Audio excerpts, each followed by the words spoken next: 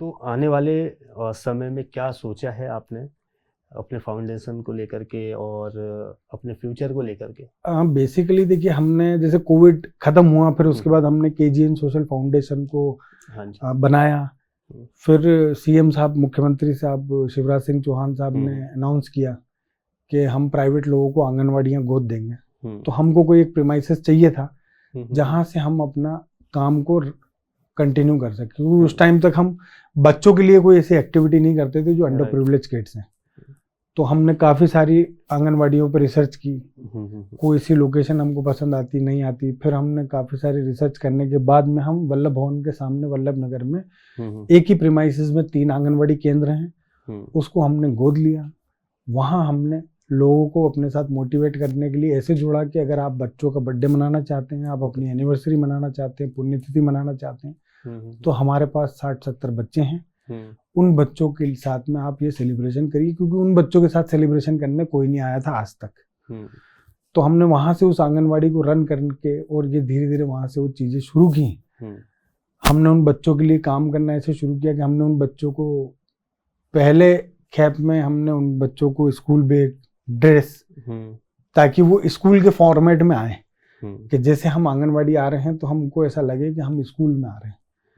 फिर धीरे धीरे हमको लोगों का सपोर्ट मिलता चला गया।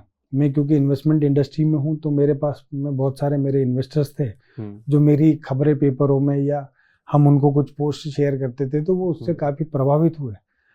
तो किसी ने हमको कहा कि तुम अगर इसको प्ले स्कूल बनाना चाहते हो तो हम फर्नीचर सेटअप भी आपके लिए अरेंज करा देंगे। तो हमारी उनसे बात हुई, हमने फर्नीचर अरेंज किया।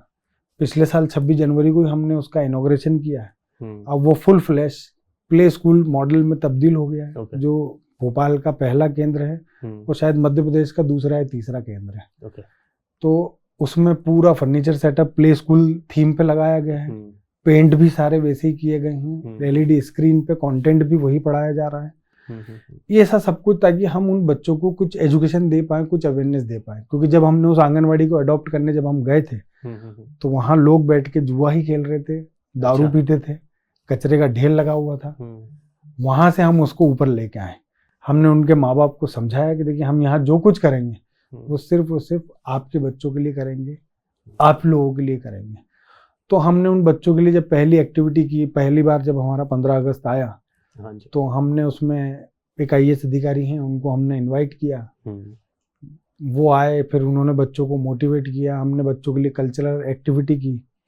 ऐसे करके हमारे साथ में वहाँ बच्चों की रेंज जो है वो आज करीबन 100 के ऊपर निकल गई।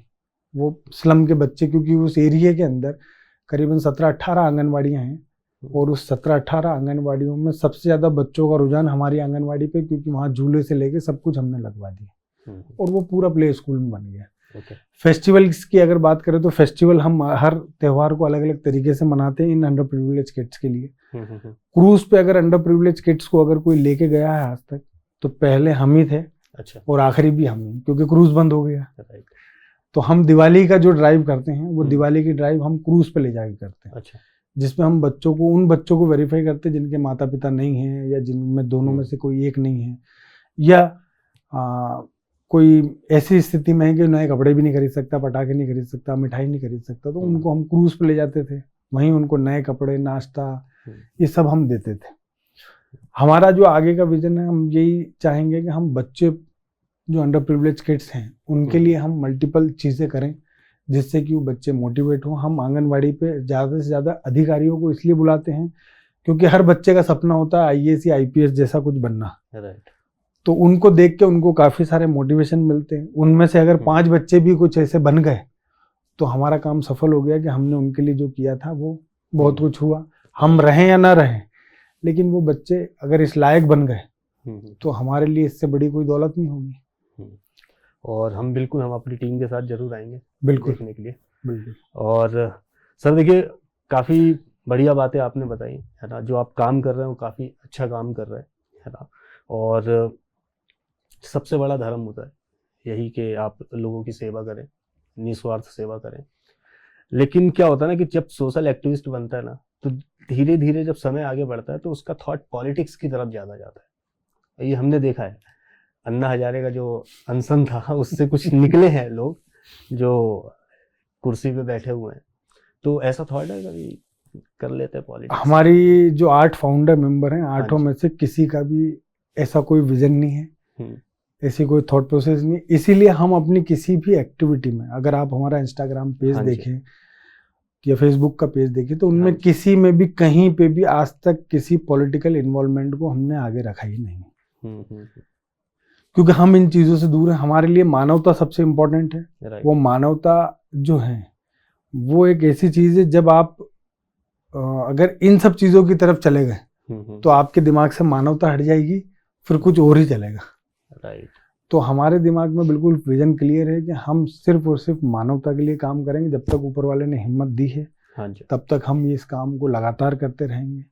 लोग हमारे साथ लगातार जुड़ते जा रहे हैं, और मैं तो सिर्फ एक ही आखिरी मैसेज दूंगा लोगों को कि निस्वार्थ भाव से लोगों की मदद करें। अगर अपने बस में है और ऊपर वाले ने आपको टेबल के उस तरफ रखा है, राइट, जहां आप किसी के लिए कुछ कर सकते हैं, करेक्ट है। तो बिना सोचे समझे करें।